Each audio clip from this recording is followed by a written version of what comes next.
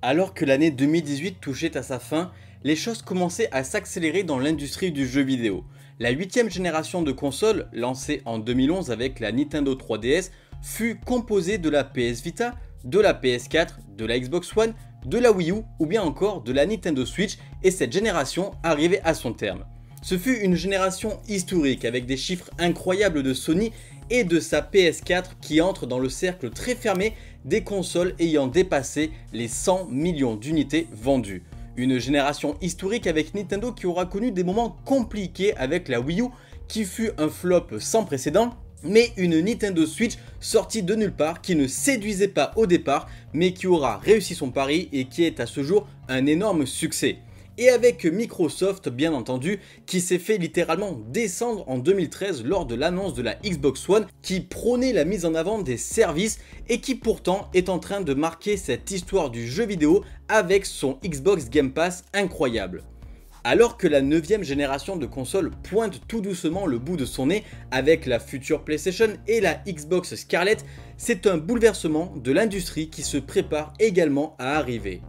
De nouveaux acteurs souhaitent eux aussi mettre leur petit grain de sel dans cette industrie et changer les codes. Apple, Amazon ou bien encore Google, les géants américains qui font partie des sociétés les plus riches des États-Unis veulent partir à la conquête du jeu vidéo.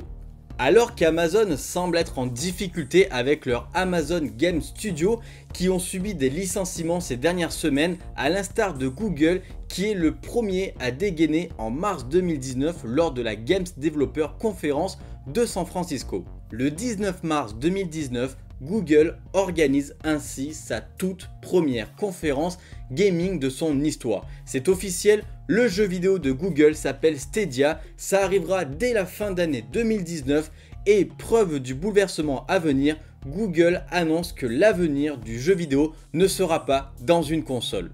Aucune console, possibilité de jouer sur une télévision, sur un PC, sur un téléphone ou même sur une tablette avec des puissances sans limite pouvant évoluer au fil des mois. À ce moment, on pensait que Google Stadia serait la première grosse offre de cloud gaming. Mais c'est sans compter sur Microsoft qui a annoncé lors de l'E3 dernier que son fameux service du xCloud débarquera finalement en octobre, soit quelques semaines avant Google Stadia. C'est d'ailleurs lors de cet événement que j'ai pu tester le xCloud de Xbox et je vais t'en faire mes premiers retours dès maintenant. Mais avant, petit rappel sur les différentes offres du cloud gaming. Le cloud gaming, qu'est-ce que c'est? Quand on parle de cloud, beaucoup pensent tout de suite au streaming puisque effectivement c'est un peu la même chose. Cependant, il y a quelques petites différences. Depuis de nombreux mois maintenant, voire même depuis plusieurs années, plusieurs offres de cloud gaming sont proposées, du jeu à la demande. En 2014, Electronic Arts est l'un des premiers à se lancer avec son EA Access disponible dans un premier temps sur Xbox, puis depuis quelques jours sur PS4. En 2015 justement, c'est Sony qui lançait le PlayStation Now qui permettait de jouer également sur PS3 et sur PC. En 2017, c'était au tour de Microsoft de lancer son Xbox Game Pass. Et en septembre prochain, ce sera l'éditeur français Ubisoft qui lancera l'Uplay Plus. L'idée de ces offres est de proposer un catalogue de jeux en accès illimité contre un abonnement sans engagement. Il s'agit très clairement et pour le dire vulgairement d'un Netflix du jeu vidéo.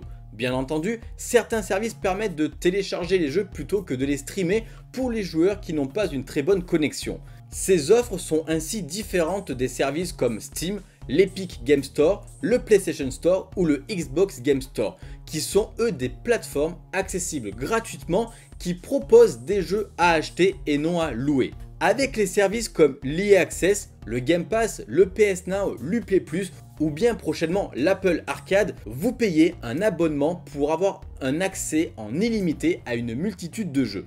Le fonctionnement est simple. Le jeu est hébergé sur des serveurs cloud, ainsi il n'y a plus besoin de support physique, que ce soit une console ou les Blu-ray. Les seuls prérequis sont donc un écran, que ce soit une télévision, un smartphone, un PC, une tablette, une manette et surtout une bonne connexion à internet.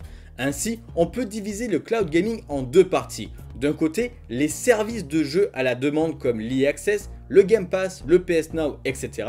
Et de l'autre côté, le cloud gaming qui représente en gros des consoles virtuelles. Forcément, Vous l'avez compris, le cloud gaming en est pour le moment qu'à ses prémices, mais il y a beaucoup de craintes à avoir concernant le jeu vidéo que nous connaissons à l'heure actuelle.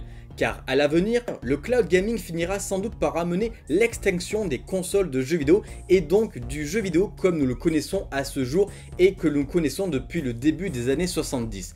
Une triste réalité qui cependant est pour le moment rejetée par Sony qui insiste beaucoup sur le fait que sa prochaine console ne sera pas une console de streaming et par Microsoft par l'intermédiaire de Phil Spencer, patron de la branche Xbox qui rassure les fans. Le xCloud ne remplacera pas les consoles physiques et la Scarlett ne devrait pas être la dernière console de Microsoft. Mais alors, qu'est-ce que vaut le cloud gaming à ce jour? Car forcément, jouer n'importe où avec un smartphone, à n'importe quel jeu, sur le papier ça fait rêver. Mais dans les faits, qu'en est-il? De mon côté, c'est au sein du Microsoft Theater de Los Angeles que j'ai pu tester un long moment le xCloud de Xbox avec Halo 5. Une manette Xbox reliée à un smartphone Android solidement fixé sur cette dernière manette. Et c'est parti pour les premières minutes du xCloud. 3 jeux étaient proposés, à savoir Halo 5, Forza Horizon 4 et Gears 5. Autrement dit, un vieux jeu qui fêtera bientôt ses 4 ans, un jeu récent de moins d'1 an et un jeu prévu pour sortir en septembre. Vous l'aurez compris, toute l'expérience du cloud gaming dépendra de votre connexion, mais aussi des performances des serveurs qui vous permettront de jouer.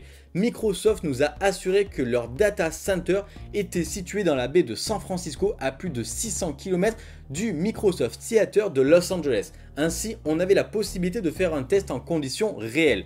Car vous vous doutez que si le data center se situe de l'autre côté de la rue, forcément tout aurait marché sur des roulettes. De mon côté, j'ai été littéralement bluffé par mon expérience sur Halo. Fluide, aucune latence, pas de pixels, rien du tout. C'était étonnamment beau et dynamique au point où je n'aurais pas pu y croire si je n'y avais pas joué moi-même. Les équipes d'Xbox m'ont indiqué que pour une base de 720p ou du Full HD 1080p, il faudrait environ 6 à 7 mégabits par seconde. Ainsi, j'ai passé un agréable moment sur cette démo. Pour être franc, j'avais vraiment l'impression de jouer à ma Xbox One X sur ma télé, mais via un petit Remote Play. Et encore, même le Remote Play PS4 n'est pas aussi stable. Pour le moment, il sera uniquement possible de jouer via une application et non directement depuis votre navigateur web. D'ailleurs, il y a quelques jours, une récente fuite indiquait que le xCloud serait sur le point d'entrer en phase bêta et que Microsoft proposerait 2 offres de cloud gaming comme Google Stadia. Une offre gratuite ainsi qu'une offre payante. Les applications xCloud Test Game et xCloud Test Game Paid ont été repérées par des petits malins sur le site de Xbox. Un premier avis vraiment positif pour ma part qui sera malheureusement de courte durée. Je n'ai malheureusement pas pu tester Forza Horizon ainsi que Gears 5, mais d'autres collègues journalistes ont eu la chance de les tester à défaut de tester Halo. Et pour eux, l'expérience n'était pas aussi belle. Bugs, latence, micro-freeze, dégradation de l'image, il semble que pour les jeux plus récents, le xCloud ne soit pas aussi efficace et convaincant que sur un jeu un peu plus vieux comme Halo 5. Malheureusement, je ne pourrai pas confirmer ou réfuter ces informations puisque je n'ai pas pu les voir de mes propres yeux et ce n'est pas dans mon habitude d'affirmer des choses que je n'ai pas pu voir. Cependant, j'ai pu suffisamment discuter avec des confrères journalistes qui avaient globalement tous le même avis assez mitigé, à savoir une belle surprise très agréable sur Halo mais quelques gros soucis sur Forza et Gears of War 5. Pour ce qui est de Google Stadia, le géant américain était lui aussi présent en Behind Closed Doors à Los Angeles. Par manque de temps, je n'ai pas pu faire mon essai de Stadia, mais là encore, selon certains collègues journalistes, c'était une catastrophe avec un service très loin des promesses de Google. En verdict, comme toutes les nouvelles technologies, le cloud gaming va rencontrer de nombreuses difficultés lors de son lancement, et c'est normal. Il y aura les joueurs qui n'accepteront pas de bouleverser leur code et ils vont boycotter cette nouvelle façon de jouer, mais il y aura aussi les problèmes relatifs aux prérequis nécessitant une bonne connexion à internet pour jouer. Tout le monde n'a pas la bonne connexion qui va pour pouvoir en profiter pleinement. Et même pour ceux qui l'auront, est-ce que ces services seront vraiment stables et performants lors de leur lancement? Pour le moment, il est bien trop tôt pour tirer des conclusions. Mon essai personnel remonte à mi-juin quand il restait encore 4 mois à Microsoft pour le perfectionner. Mon premier avis est donc positif, ce que j'ai pu en voir moi-même de mes propres yeux. Mais l'avis global restera la prudence au vu des retours des autres confrères journalistes qui ont vu d'autres jeux. Réponse définitive en fin d'année avec le comparatif Google Stadia contre Microsoft xCloud et rendez-vous en 2020 pour l'arrivée sans doute des nouveaux acteurs qui participeront au bouleversement de l'industrie du jeu vidéo telle que nous la connaissons actuellement.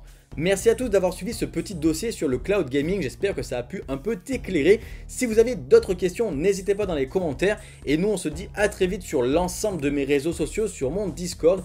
Et on n'oublie pas le petit like, le partage, le commentaire, de t'abonner si ce n'est pas déjà fait et on se dit à très vite sur Liberties Games. Salut à toi!